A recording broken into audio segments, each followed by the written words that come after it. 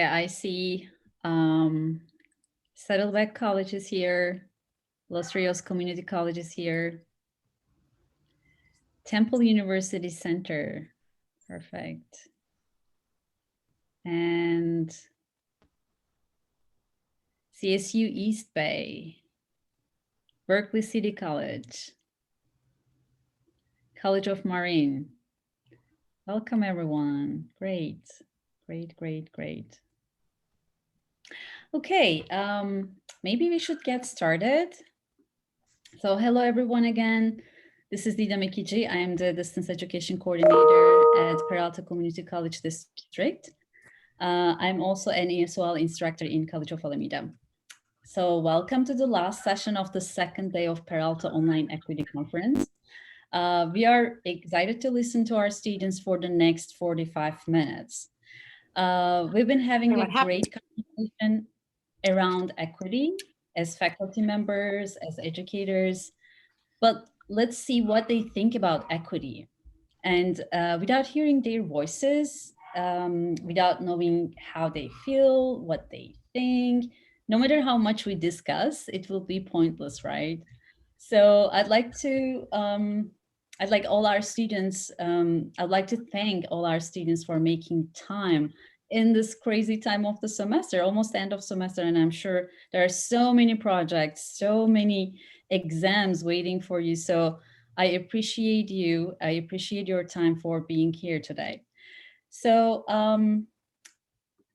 maybe we should get started, maybe, or let me, hold on. I don't know how to do this, but let me try to put all our students on the screen by pinning their videos. We can do that with what's called Spotlight. And if you want, I can do that while you kick things off. That will be great. Yes. So, perfect. Kyle is here, Hala is here. Lashonda, hi, welcome. Cynthia is here too.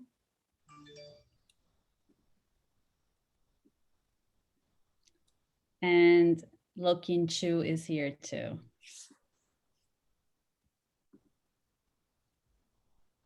Gigi, yes.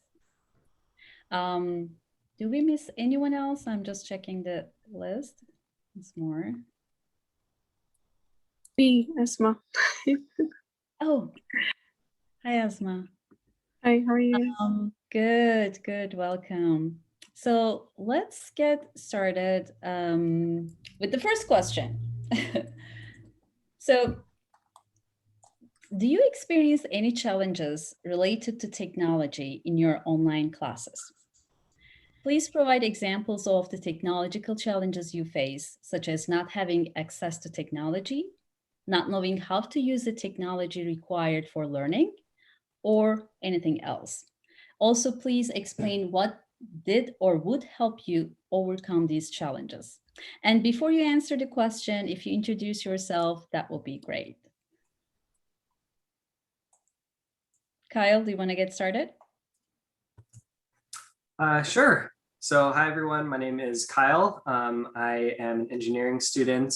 My home campus is at Laney, but I kind of take classes everywhere in the Peralta district. And so to preface some of my answers, a lot of the information I prepared is based off of some work that I did with a lot of students, both as a tutor where I work in biology and also in some workshops that I helped teach over the summer to help students kind of get up to speed and learn how to use all of our different online systems. For this question about experiences with challenges with technology, one of the issues I wanted to highlight that myself and other students have had problems with is just being able to get onto their synchronous lectures and be able to engage with content. I know that for a lot of students, it's difficult to, have reliable internet access where they are. Maybe they're using a mobile device, and it's difficult to be able to reliably be connected. But also a really big issue is with the Chromebooks that a lot of students are using through the Chromebook lending program. Zoom is really unreliable on those. And through my own testing that I did with different computers and Chromebooks and with some students in that workshop, we found that Zoom was really unreliable in the connection with those Chromebooks. So my suggestion for making it more accessible is just to make sure that there's always the option for anything that's taught synchronously to have a recording of the lecture for people to be able to access afterwards, and being a little bit more lenient with attendance for students in those particular situations. And so that's one thing I have noticed. Another thing is that I wanted to highlight was for test taking online. An issue with technology that I found is that there's a lot of classes that require you, especially in STEM, like math and chemistry and physics, is that you have to write down all of the work that you're doing on a piece of paper and then scan it and then submit it all within the regular allotted amount of time. And so I think that there should be some type of primer given by professors to help students like kind of learn how to go through that whole process, and give them some time on tests to be able to do that, because I know so many different students, and myself included, who have had difficulty with like actually meeting the time requirements because of that. I'm next. There's no. And Kyle, can I ask how you managed to learn all these things when you first started taking online classes, like how to convert something PDF or like, all these technical things? So I just kind of like, looked up online tutorials and stuff like that. There really wasn't a lot of guidance provided in my classes. And so I just kind of had to teach that stuff to myself and watch YouTube videos and do some research and stuff for things that would work on my phone and figure out a reliable way to do it. So I think that is something that professors should help out more with helping students be able to learn that whole process. Thank you, Kyle. And hello, Lashonda, do you want to add anything else? Yes, miss. My name is Halal Bitar. I am ASOL student. I have a problem, all my problem with technique, because computer, we don't have a lot of information about how to use computer. I faced same yesterday. I have problem to share my my screen with my classmate, because we don't have a lot of information about technique, how to use online classes. That is the big, for me, this is the big problem faced to me. And one time when I'm taking my test online, make one mistake. I passed all question one time, and then the teacher told me I cannot fix it. It's okay, maybe I take a little or very not good mark, then I have a problem with that. Yeah, we don't have a lot of information how to use technique of computer, and that's. And That's Hala, did you share that problem with your professor? Did you try to get help? Yes, she knows. Yeah, she knows that. But she told me that it's I don't know what the wrong happens. Mhm. Thank you. That's from the last semester, not this semester. Okay. And Lashonda? Hi, everybody. My name is LaShonda. And so the thing that I think that I had the most problem with as far as technology is getting access, because I have a Chromebook and it's hard because with my computer class, I have to have access to the Office 365 program. So Word and Excel and all of that. So with Chromebooks, it's like I can't do anything really like for my computer class. So then I have to wait till I have access to like a regular computer. So that's just my only thing. Just wishing that we had access to that on the Chromebook, so we won't have to try to use our phones or have to use like another computer. Just have access to that. I know we don't have to use it in every class, but when it comes down to having to use that, just be able to um, I just want to be able to use that on the Chromebook without having to switch different computers and stuff like that. Thank you. Thank you all for sharing. You Uh, bet. And so that brings us to our next question. And they're tied in some ways. When we talk about technological challenges, we think sometimes about help desks and people who can help us. We want to expand that a little bit to all of the online student services that you may have used during the pandemic. And so I know maybe we'll start with you again, LaShonda. What online student services did you use? And how did you access them if your campus was closed? What would help you succeed in times when you have to be learning online?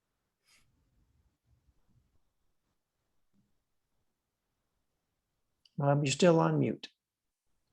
I'm sorry. The services that I've used is getting help with my resume, getting help with food, and also getting help with getting the computer and Wi-Fi, and also another great service that um, I started using is it's called the Success Inc. And so when you just go in and check in weekly with everyone, it just gives everybody a chance to, just take time away from the work and just all the craziness in the world. And you just, just have time to talk to other students and bounce off ideas and just let some things out. So those are the services that I use. And um, they have been very easy to access. So it's not like I had to go through different loops to access it. It's just as simple as a phone call or even an email, and then just setting up a time to either, just go pick up whatever you need or get the help that you need. And Kyle, I know you signed up to answer this question as well. What would you like to add about online student services and especially how to access them over distance? So this is something that I worked with a lot when I was working in the tech center at Laney online as what were called tech tutors. So something that, of course, I needed to use as a student was just getting help with like managing the online system for signing up for classes and making payments when we had technical difficulties. And so all of that ends up falling on the help desk. And it's a great system for being able to communicate over email to get problems solved. But what I heard is feedback from a lot of students, especially those with disabilities and had difficulty with conducting correspondence over email, is that it was really difficult for them and that they wish that they had some type of helpline that they could call to talk like over the phone to be able to resolve issues. And that's something that was a service that we offered at the tech center for, like less for problems that weren't related to like account level issues, but more stuff just with like recovering passwords and being able to get access to different programs and stuff like that. But when it came down to like actually resolving issues at the account level, that was all stuff that had to be done over email with the help desk. There were a lot of people that requested, having some type of phone line that they could call. And another thing is with in terms of like things that are kind of different online than in person is with the disability offices that we have for the campuses. I have used them for getting test accommodations and setting up Zoom meetings with counselors, which has been really great. But I know that there are some things that are lacking in stuff that can happen online, that can't happen online, that was happening in person. For example, there's a student who I worked with who had visual impairment who, before we went online, would go into the disability offices to get like textbook pages scanned and enlarged. And that was something that, hasn't been available online. And so if there was like any way that there could be some type of limited service available for people to, maybe make an order online and then go to pick it up over there, something like that, I think that would be really helpful for people with disabilities who can't just do everything online. Thank you, Kyle. Thanks for sharing. Can I ask, is Lokin here in the room? I'm just checking the audience. No. Okay. Ariana is here. Ariana Lewis. Okay. So we've been talking about universal design for learning for the last 2 days, and I think it's really great to hear it from you, from our students, what they think about using multiple pathways for engagement and representation. So were you given multiple pathways to complete learning tasks? So in other words, were you provided options for homework and in-class assignments? And what kind of differentiated assignments or lectures, like videos, audios, written presentation of content, group or individual work, different ways of submission, would you prefer to see in your class? Cynthia, maybe should we start with you? Hi, yes, okay. I'm sorry I can't be on video right now, but I will definitely answer my questions. For this, I'm taking actually 5 classes this semester. 2 of them have labs. And so one of my teachers, it was my first time using the platform WebAssign. And one thing that I had a positive and a negative about that. The positive that I had about WebAssign is that he assigns the homeworks and he actually gives you up to like 5 submissions to submit the correct answer. So it's not like you submit it, you get it wrong, and then that's it. He gives you 5 submissions for the homework. And then when it comes to the quizzes on this platform, WebAssign, he gives you 3 submissions. So that's actually even better for the quizzes, because usually if you take a quiz, it's, you take it and you either get it right or you get it wrong. You don't get to like make it up essentially. So that was one of the positives that I actually liked about using WebAssign. And what type of presentations or lectures I would like? It's actually for the same class. We meet on Mondays and Wednesdays. The one thing I actually don't like about this is that he does not give any like live lectures. Like we all log in and he's like, well, I have posted videos on YouTube that goes over the chapters in detail, but he just opens the Zoom room and it's like, if anybody has questions from the homework or quiz, just ask me. And for somebody like me, this is chemistry, is my first time taking it. Of course, I had a question with every problem on the homework, but I couldn't dominate the whole class like that.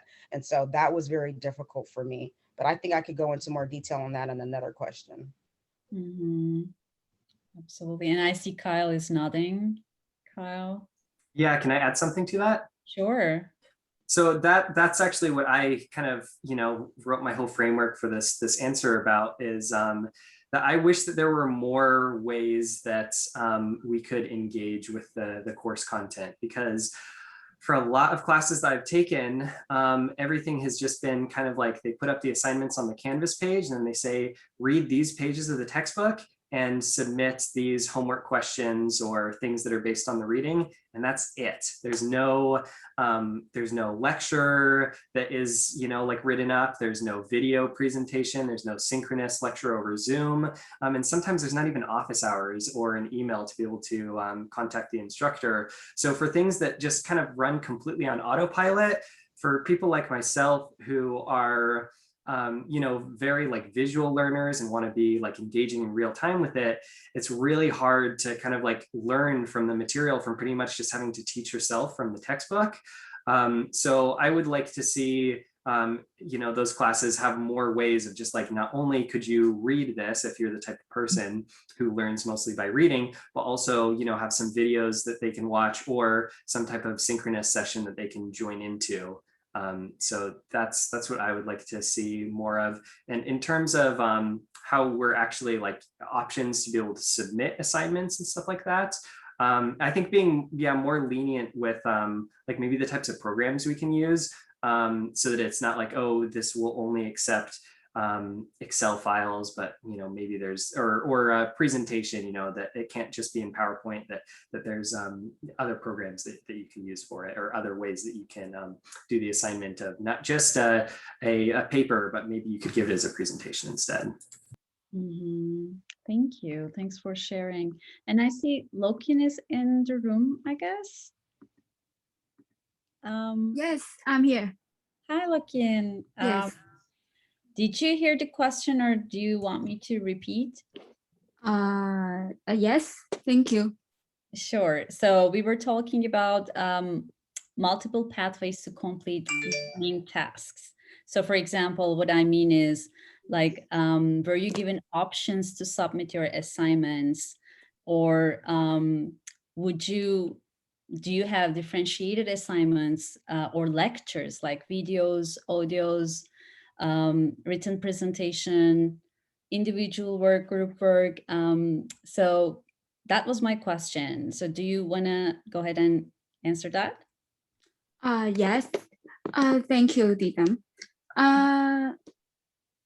I think we can have different option to submit our assignment is good, because we can have the test in a test entry or a video, so that teacher can know how we can use the different material to submit the assignment. It's good.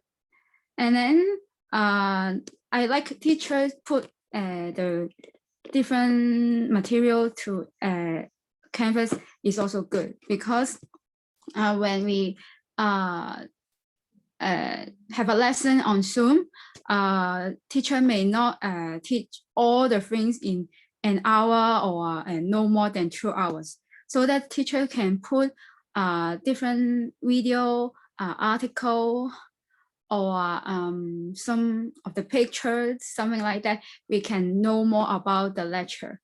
And then we can have more time to learn from the video. Maybe because some of the things is teacher will teach in class. We can learn by ourselves in the video or article. Yes.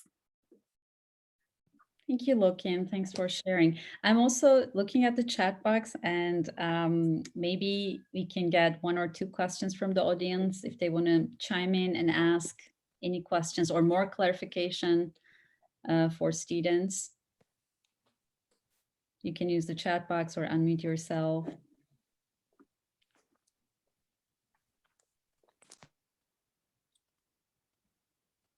Okay, let's continue then. Kevin, do you want to go and ask? Sure. Mm-hmm. So Lokim, we have another question for you. And we'd like to know if you feel like your identity, your background, your culture are valued in your classes, and what would make your classes more inclusive? First, I think because I come from Hong Kong, when I say that I come from Hong Kong, many students or classmates will very interested for how something good in Hong Kong, or something good to eat, or something good place they want to visit, because most of the students say that they want to go to Hong Kong for travel. And then they will ask me if I go back to Hong Kong, can ask that they want to join me. And then they very interested for because we are different culture, and then we are different language. Some of something, because our common language is English, and then they will ask me what's the word in Chinese, that, and then I teach them. They learn from me. And then opposite, when they is in different language, I also will ask them, how to read this word in your language, so we can learn from others. I learn from others, and then others learn from me. Yeah, so I think in class is radio. And looking, how does it make you feel? Like when your professors ask you questions about your culture or language?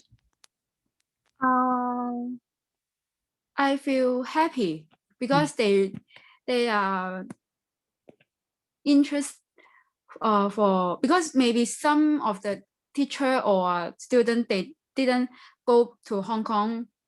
They didn't go to Hong Kong because they or maybe still in their country or in US, and then they will ask me they want to know more about Hong Kong. Yes, because their friends or their family is for travel, but they didn't go Hong Kong, and then they will ask me because I stay from Hong Kong a very long time, so I know the Hong Kong where is a good place, where they have good something to eat, something like that. Yes. Thank you. Thanks for sharing. You're welcome. And let's continue with our upcoming question. So, have you or your friends experienced any assumptions or biases from your classmates or teachers? How did you realize there was bias in your course materials, assignments, or in the attitudes of your teachers or classmates? And what was your reaction? Cynthia, do you want to go ahead? Sure, yes. Okay, so for me, it's PCCD, but like the students with disabilities, like I like get help with my homework and my tests and all that stuff. And so, and like I also get like a stipend from my job, and they pay for my books. And so anytime that a teacher puts online to get anything from the bookstore or anything, I'm able to get my book straight from the bookstore directly.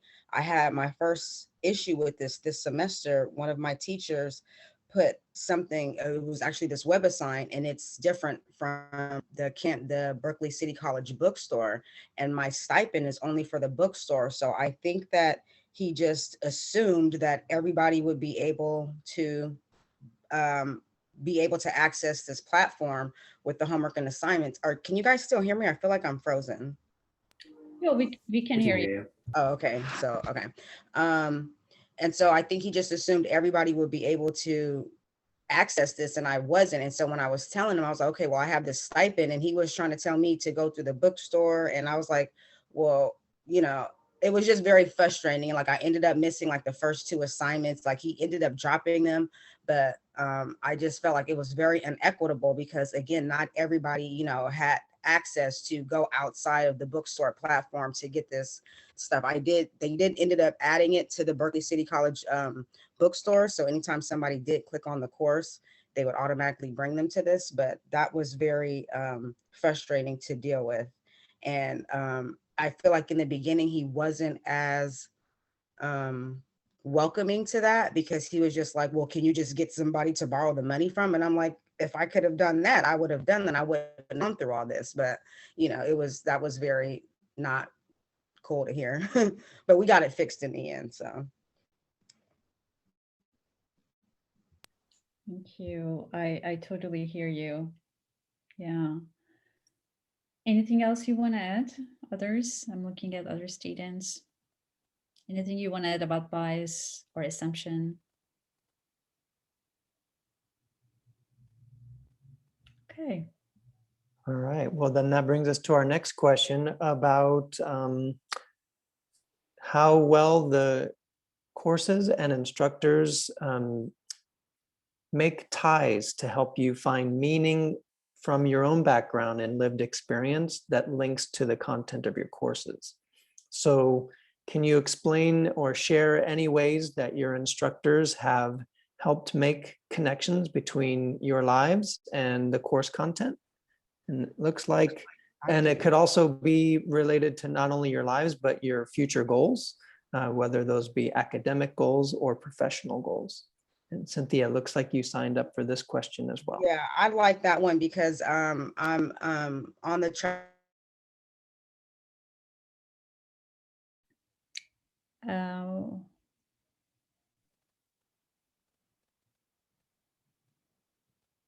Did we lose Cynthia, or am I the only one? I do not hear her either. Okay.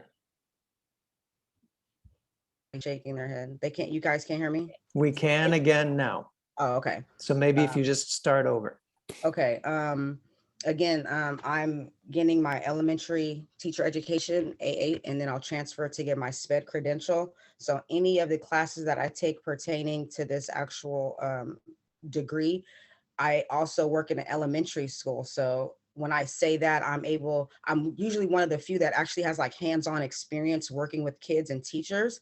And so it's really cool because I've been working at like my site since 2009. So I have so much of this hands-on experience that I can share that sometimes you just cannot get from a textbook. Like, you know, the textbook doesn't get you ready for a special education student who spits on you or who bites you or who hits you. Like, you read about it, but when it actually happens to you, you're like, oh, I'm really in it. So it's really cool to be able to share those experiences and then just give them the feelings of, you can't really get the feeling of working with kids when you read a book, but like when you see them and when you interact with them, that's when you get that feeling. And I love to be able to express that and share my experiences. So yeah. Thank you, Cynthia. Anything else? Anything you want to add? The second part of that question, or the latter part, is the course content helpful for my future academic and professional goals? For the most part, yes. But again, like, I know my role, I'm going into special ed for elementary school. So I had to take a physics course. I had to take like a chemistry course, and I can maybe slightly see how I can maybe add that to some aspect of my kids' work. But for a whole physics, I don't really think that I really needed to take that for my elementary kids, but you know, it was still part of the course that I needed to take. But I don't see how that I can, you know, for my chemistry class, I can maybe do like that volcano assignment or something, you know, with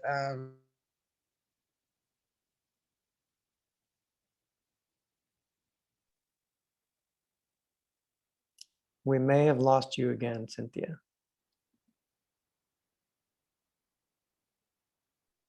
that's my internet. Okay, I'm done.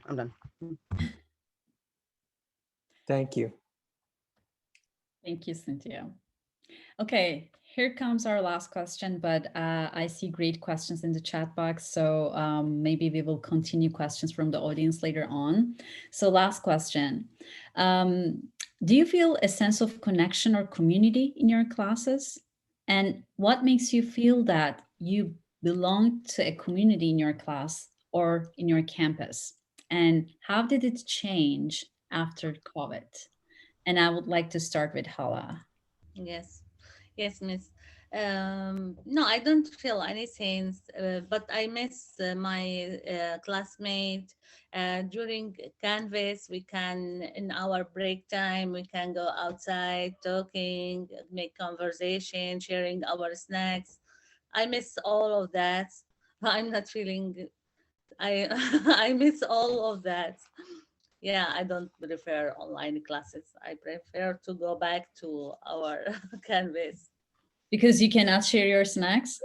Not Just because not everything. No, we get your point. We get your point. Yeah, and our teachers too. We miss our teachers too. Face to face is different.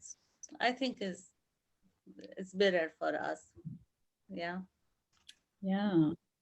Anything Yeah. else you want to add? Like why you prefer online face-to-face classes? Is this just like communication or community, or do you, No. Yes, like? and I don't know. I prefer because at home it's so difficult to find space to. Does it not make a more personality in at home? At college is you can talk with your professor, with your take your time, with relax. At home it's very hard because you know, our homes in here is so small. My son is outside, make very noisy. I call him by my phone, be quiet. That is make, because that I prefer to go back to Canvas. Mhm. Yeah, we hear you. Yeah. Thank you. Can I add something? Of course. I'm Salma. Oh, hi, Salma. Yes. Hi. Just want to add about the online classes, the difference between online and in-person classes. Actually, for me, as Hala said, it's too different. I joined PCC college at 2019. I wasn't able to know a lot of techniques, things like about the computer and stuff. It was my first time doing my homework in the laptop. But I learned a lot in my first semester. I go to the library and get some help, and everyone helped me working with tutors. But online, you are alone. You are not able to get some help, even though there's a lot of tutoring online. But it's so hard because you're not focusing. Like you're in your room or in kitchen sometimes. You can't notice that you are really studying. So in online classes, I just learned, but not as much as I learned in Canvas. Actually, I learned a lot, and I noticed that I developed my knowledge and I developed my technical stuff. And yeah, it's different. Actually, we have Yes. struggles on homeworks and speaking too, because when we are in the college, we spoke more to other people in classes. Also, when we have a break, we go outside and we talk in English to practice. I think I preferred backing to college. Thank you for sharing that. And I totally hear you. We totally hear you. Sometimes, taking classes from your kitchen or, sharing the same room with someone else, not always convenient, right? Like as classrooms, right? Yeah, we totally hear you. Cynthia, do you want to add anything else to this question? Yes. I was agreeing with Holland when she was saying, like there's so much distraction and everything. Even like me right now, I'm on my laptop and for whatever reason, my video's not popping up. So I do have my backup webcam.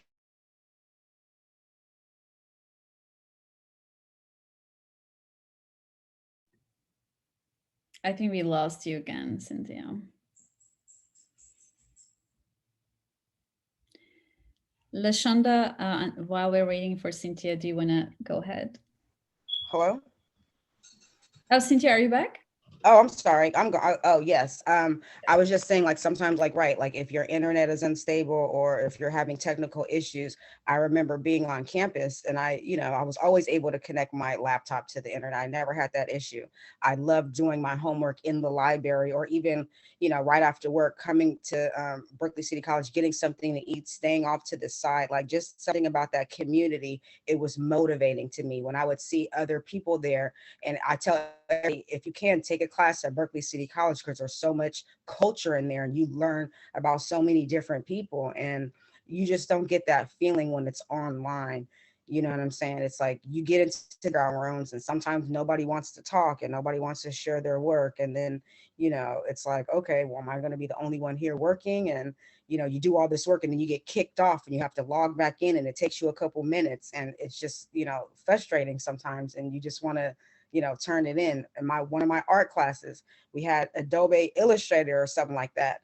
And everybody had issues with that. And it was just so frustrating. She actually ended up taking it off. Like, don't even send anything to that. We'll find a different way to upload your work. So it's just nice it was.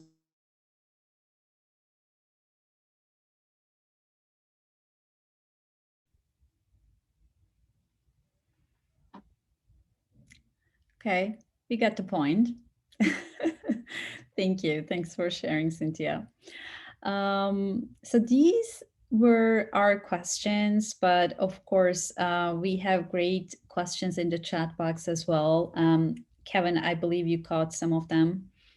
I Right? did, and they're a little bit of a follow-up to what the students were just describing. And so Pete asked, as we are able to have classes on campus again sometime in the future, do you expect that you will take some on-campus classes and some online, or how do you expect to balance, or do you think you'll take everything on the campus? What do you think your decisions will be about the types of classes you take?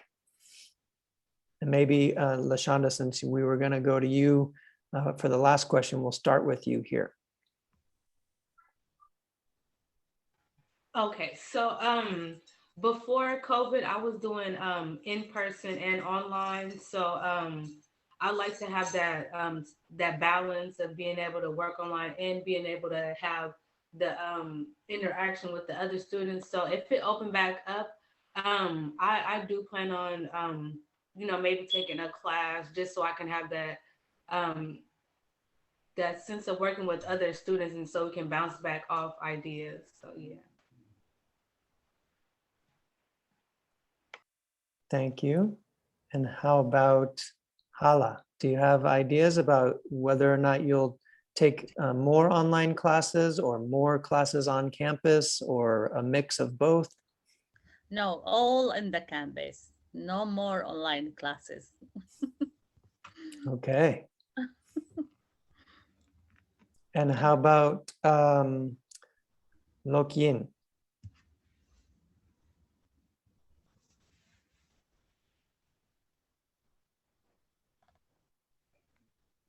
Look, you're muted if you're speaking.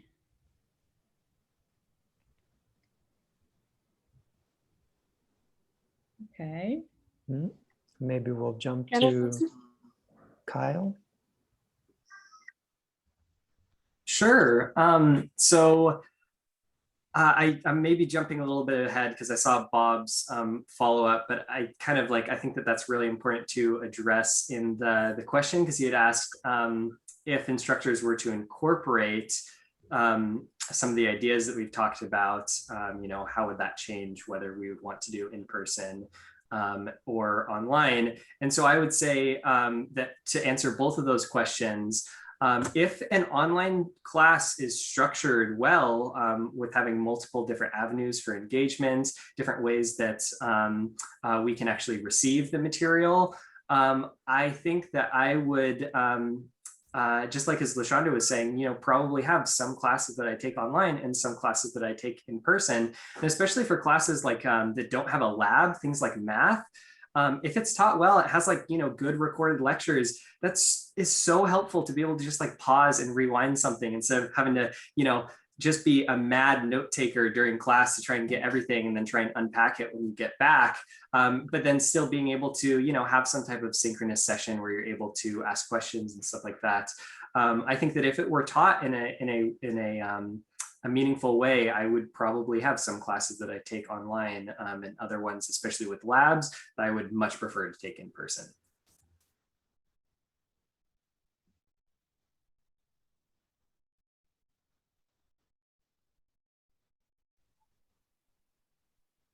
Trying to see if there's anybody else. Cynthia, I don't know if you had a chance to answer that question.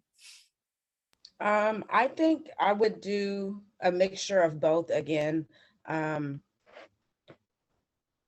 know, as somebody, when I was in class, sometimes I would be very antisocial myself, but you know, being out of class and doing it all online, I'm like, you know what, I would actually prefer sometimes meeting with my group in person. So it's helping me be less antisocial. So I would totally make sure I take a class or two if we open back up. And again, just like Kyle said, if the online content is set up in a way that it's learnable and easy and you can navigate it, then, you know, I would also continue to have an online class.